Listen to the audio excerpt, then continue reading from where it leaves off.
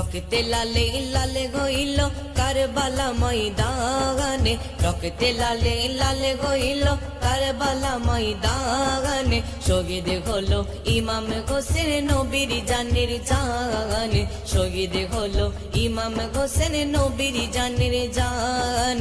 রক্তে লালে রক্তে লালে রক্তে লালে।